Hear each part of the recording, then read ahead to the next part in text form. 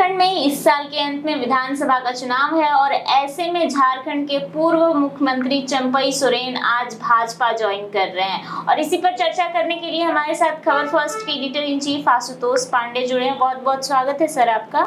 स्वागत है आपका भी। सर, अब सबसे बड़ा सवाल ये उठ रहा है कि ऐसे में चंपई सोरेन का राजनीतिक भविष्य क्या होगा और बीजेपी उन्हें क्या रोल देगी अब भाजपा में। देखिए, दो तीन चीज देखना जरूरी है। 1991 से में पहली बार चंपई सोरेन निर्दलीय चुनाव जीत कर आए। उसके बाद से उनका जो राजनीतिक सफर है वो 2024 तक बहुत ही स्मूथली चला। ऐसे में ये सवाल उठाना कि बीजेपी में आने से चंपई सोरेन का भविष्य बहुत बड़ा हो जाएगा या कम हो जाएगा, ये अपने आप में सवाल उठाने वाले पे सवाल। चंपई सोरेन 1991 से हमेशा ग्रोथ ही की है। देखिए, संथाल जो झारखंड है वो संथाल परगना क्षेत्र कहलाता है। आदिवासियों की आबादी ज्यादा है। आदिवासियों का नेता हेमंत सोरेन के बाद अगर कोई है तो चंपई सोरेन है। और चंपई सोरेन का जो दबदबा है, खास करके मैं आदिवासी बैकग्राउंड की बात कर रहा हूं, तो हेमंत सोरेन से कम नहीं है। तो इस स्थिति में बीजेपी मजबूत हुई है। चंपई सोरेन का तो जो स्टैंड है वो है। चंपई सोरेन अपने जगह पे हमेशा वैसा ही रहेंगे अगर कोई बहुत बड़ा उलटफेर नहीं होता है तो। लेकिन बीजेपी प्रॉफिट में है। लेकिन सर, वहाँ के लोगों का जो है वो कहना है कि बीजेपी आदिवासी विरोधी पार्टी है, तो ऐसे में कैसे बीजेपी वहां पर अपना झंडा गाड़ पाएगी। देखिए, बीजेपी राजमहल दुमका से लेकर आपका मैं बात कर दूं तो गुलमा और बिशनपुर तक, ये इस बीच में ना लगभग 10-12 और विधानसभा क्षेत्र आते हैं। और ये इलाका जो है वो आदिवासी क्षेत्र है। इसमें कुछ ग्रामीण क्षेत्र भी है और कुछ शहरी क्षेत्र भी है। अब देखिए, बीजेपी का तो आदिवासी विरोध छवि है झारखंड में। और झारखंड में एक और चीज है, बाहरी और भीतरी की लड़ाई, और इस मुद्दे को उठाने में हेमंत सोरेन सक्सेस हुए। जो आदिवासियों का जमीन है, जमीन वाला जो मुद्दा उठाया गया वो सक्रिय है। तो अब देखना होगा कि चंपई सोरेन के विरोध में हेमंत सोरेन और झामुमो में जो और भी नेता हैं वो किस तरह से ग्राउंड पे फैलाने में, अफवाह ही कहिए, लेकिन फैलाने में सफल होते हैं आदिवासी समुदाय के बीच में कि नहीं, चंपई हमें धोखा देके चला गया, आदिवासी को धोखा दिया।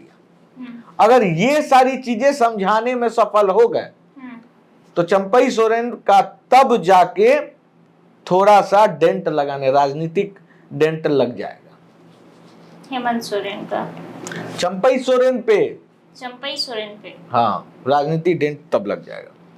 क्योंकि देखिए, झामुमो वहां बहुत मजबूत है और ऐसा नहीं कह सकते हैं कि झामुमो फिर से सरकार नहीं बना ले, पोजीशन में है, बीजेपी से ज्यादा स्ट्रांग है तो मौजूदा परिवेश में बात करें तो इसका जो चंपई सोरेन अब बीजेपी ज्वाइन किए हैं तो उसका बेनिफिट नहीं होगा बीजेपी? एकदम होगा, बेनिफिट होगा। लेकिन अब डिपेंड करता है कि झामुमो किस तरह का स्टैंड लेती है। देखिए, राजनीति में कहा जाता है कि हर क्रिया का प्रतिक्रिया होता है।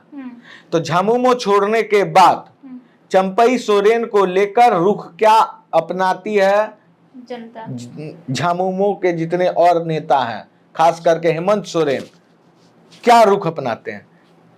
अगर वो एग्रेसिव रुख अपनाते हैं, लेकिन और दोनों की तरफ से तो बयानबाजियां हो रही हैं सर। देखिए, बयानबाजियां दूसरा चीज होता है, ग्राउंड पे मैसेज भेजना दूसरा चीज होता है। ग्राउंड पे मैसेज हमेशा कार्यकर्ता भेजता है। लेकिन सवाल यहाँ ये भी उठता है ना सर कि चंपई सोरेन हेमंत सोरेन के सबसे विश्वासी नेताओं में से एक रहे, विश्वासी मित्रों में से एक रहे हैं, फिर उनके खिलाफ एक तरह से बगावत करना। अब देखिए, इसके राजनीति में ना कोई दोस्त होता है ना ही कोई दुश्मन होता है, वक्त की बात होती है। वक्त पे लोग दुश्मन बनते हैं, वक्त पे लोग दोस्त बनते हैं। तो जिसका अभी चंपई सोरेन दोस्ती तोड़ लिए हैं, कल दोस्त थे, कल खास थे, कल सबसे नजदीक थे, आज सबसे दूर हैं, इस्तीफा ले लिया, ये सत्य है। अब देखिए ये दोस्ती वोस्ती वाला बात नहीं है, राजनीति में मैं अब एक ही वर्ड में बोला हूं कि वो दोस्त, ना कोई दोस्त होता है ना कोई दुश्मन होता है। चंपई सोरेन को अब लग रहा है कि वो सीएम कैंडिडेट बनेंगे, मन में अभिलाषा होगा, हेमंत सोरेन के रहते तो बन नहीं सकते थे, इसलिए वो बीजेपी ज्वाइन किए हैं और यहाँ पे वो अपना जलवा अगर दिखाने में सफल हुए तो कुछ अच्छा जरूर मिलेगा। उनका कहना है, जैसे कि उन्होंने अपने पत्र के माध्यम से चंपई सोरेन ने कहा है कि यहाँ पर जो आदिवासी बहुमूल्य लोग हैं उनके साथ अन्याय हो रहा है, और जो बांग्लादेशी घुसपैठी है वो एक तरह से झारखंड में घुसपैठ कर रहे हैं, पूरे जंगलों को तहस नहस कर रहे हैं, आदिवासियों के साथ अत्याचार कर रहे हैं, उसके खिलाफ कभी हेमंत सोरेन ने आवाज नहीं उठाया, ऐसा चंपई सोरेन का कहना है। इस वजह से वो बीजेपी पर अब विश्वास जताते हुए दिखाई दे रहे हैं और कह रहे हैं कि बीजेपी ही कर सकती है। तो क्या लगता है कि अगर वो ये चर्चा हेमंत सोरेन के साथ करते तो हेमंत सोरेन नहीं कर समझ के हमने उस पार्टी में ज्वाइन करने जाना है और वहाँ से हम आदिवासी के अस्तित्व को बचाएंगे। जो आदिवासी अस्तित्व जो आज मिटते जा रहा है, जनसंख्या घटते जा रहा है, हम उस जगह से आवाज उठाएंगे। हेमंत सोरेन कभी नहीं करते। क्यों? इसके पीछे का कारण है कि जो केंद्र में गठबंधन है वो उन लोगों के साथ है जिनका एक वोट बैंक ही मुसलमान है। क्लियर एंड कट जवाब है। दूसरा चीज कि चंपई सोरेन भी क्या कर रहे थे उतना दिन से, तो हेमंत सोरेन के साथ ही था। कल ही हुआ है क्या? आदिवासियों पे 1 महीना पहले ही ये अत्याचार हो रहा था। वो बोल रहे हैं कि मेरी बातों को सुना नहीं जा रहा था। नहीं तो उस समय क्यों नहीं थे? मीडिया था कि नहीं? आप क्यों नहीं बोले? आज क्यों छोड़ रहे हैं? आज आपको आदिवासी प्रेम दिखाई दे रहा है। झारखंड में इससे पहले मैं आपको बता दूं 2004 के बाद से ही आदिवासियों पे अत्याचार हो रहा है। ऐसे अत्याचार तो बहुत पहले से हो रहा है और घुसपैठिया 2004 से ही आने लगे हैं। उस समय चंपई सोरेन कहां थे? इसी दुमका में आदिवासी मां बहन आपको बता दें अपने हक के लिए धरना प्रदर्शन करती है, वहां से उठ के सीएम हाउस तक चली जाती है, पुलिस लाठीचार्ज करती है उन पे। उस समय कहां थे चंपई सोरेन? लेकिन उन्होंने आवाज तो उठाया ना, तभी आवाज उठाया नहीं, अभी अपनी महत्वाकांक्षाएं जाग गई है। आदिवासी और आम आदमी के हित की बात और किसान, जवान और नौजवान के हित की बातें रट के आते हैं ये लोग नेता लोग कि ये सब बोलना है, अच्छा लगता है, लेकिन एट लास्टली वो सिर्फ और सिर्फ अपने अपने परिवार के लिए करते हैं। परिवार का जिक्र किया आपने सर, ये इसके पीछे का मैं बता दूं, अटकलें नहीं, ये ब्रेकिंग न्यूज रखिएगा कि ये अपने बेटे को राजनीतिक डेब्यू कराना चाहते हैं बीजेपी की ओर से। उनको लग रहा है कि बीजेपी अभी सबसे सेफेस्ट पार्टी है, भैया बीजेपी की तरफ जाओ। अगर हम 5-10% आदिवासियों को बीजेपी की ओर मोड़ने में कामयाब हो गए तो सरकार बन जाएगी। अब बीजेपी तो शुरू से तोड़ना चाहिए, झामुमो को कौन नहीं जानता। गंगा सोरेन पे ट्राई हुआ, पंकज मिश्रा को तोड़ने की कोशिश की गई, सबको तोड़ने का कोशिश किया गया, लेकिन ये टूट गए। तो टूट गए तो इनमें राष्ट्रवाद, अभी राष्ट्रवाद ही, अब कुछ दिन में राष्ट्रवाद हो जाएंगे ये राष्ट्रवादी।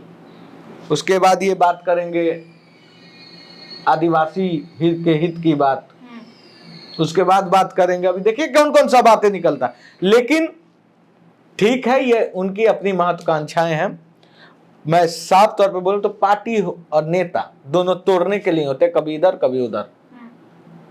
विधानसभा चुनाव में कितना इफेक्ट दिखेगा? इफेक्ट, ये क्वेश्चन हुआ आपका कि इफेक्ट क्या होगा। तो इफेक्ट देखने को मिलेगा। कितना मार्जिन का अलर्ट नजर आएगा? मार्जिन देखिए, अब मैं एक ही बात बोलता हूं, अगर झामुमो ये फैलाने में साबित हो गई कि बीजेपी के साथ मिलकर ये अब संथाल परगना और संथाल के हित के बारे में नहीं सोचने वाले ये नेता बन चुके हैं। और अगर एक बार ये चीज फैला दिया गया, स्प्रेड हो गया, तो फिर ये कोई फायदा नहीं होने वाला। अब टोटल मूव डिपेंड करेगा झारखंड का कि झामुमो किस तरह से इसको देखती है। तो एक तरह से दिखेगा कि झामुमो वर्सेस झामुमो ही है, क्योंकि हाँ, झामुमो वर्सेस झामुमो ही देखने को मिलेगा आपको। इस बार का चुनाव झामुमो वर्सेस झामुमो होगा, और उसमें बीजेपी अगर झामुमो वर्सेस झामुमो हो जाता है तो बीजेपी जीत जाएगी। अब देखिए क्या होता है। बहुत बहुत धन्यवाद सर हमारे साथ जुड़ने के लिए, और ऐसे ही तमाम खबरों के लिए बने रहें खबर फर्स्ट के साथ।